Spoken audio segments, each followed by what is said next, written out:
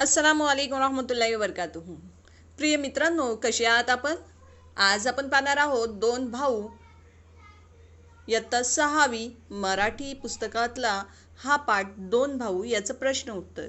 तर पहिला प्रश्न, मोठ्या भावाने आपल्या वाटणीतील 5 पोती छोट्या भावाला का दिली?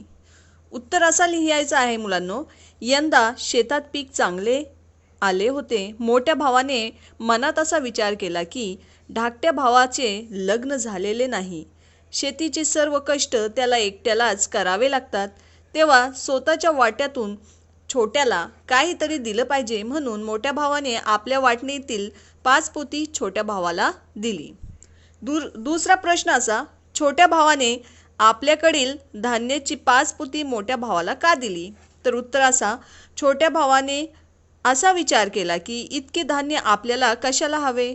दादाला मुले बाल आहेत, मी तर एकटाच आहे, मला थोडे धान्य मिळाले तरी चालेल, दादाला धान्याची गरज आहे, म्हणून छोट्या भावाने आपल्याकडील धान्याची 5 पोती मोठ्या भावाला दिली।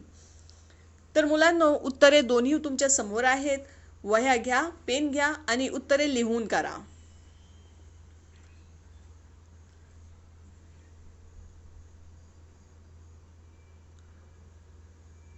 लिहून झाले असले तर चला पाहूया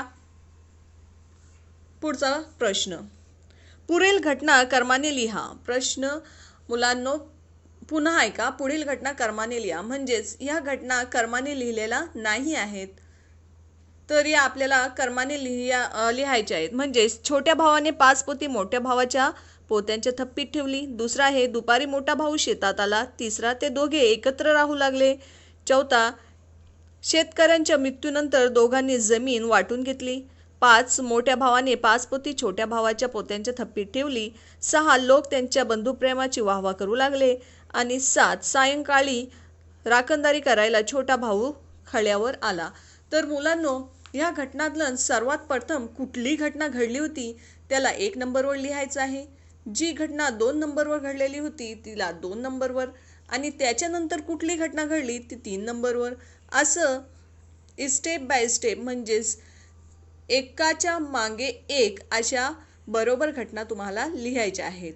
तर पाहूया याचं उत्तर कसं लिहायचं आहे आम्हाला, म्हणजेच घटना कशा लिहायच्या आहेत। सर्वात प्रथम जी घटना घडली होती ती छोट्या भावाने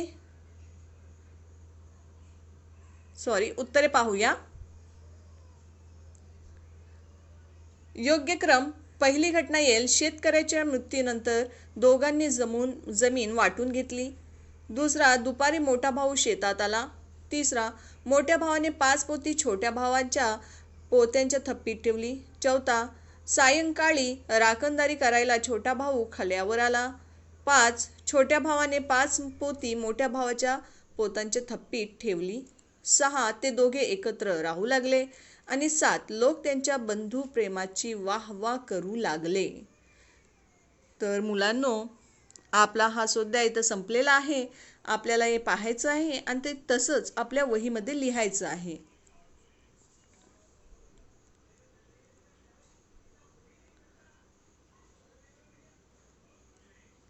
तर चला भेटूया पुढच्या व्हिडिओमध्ये।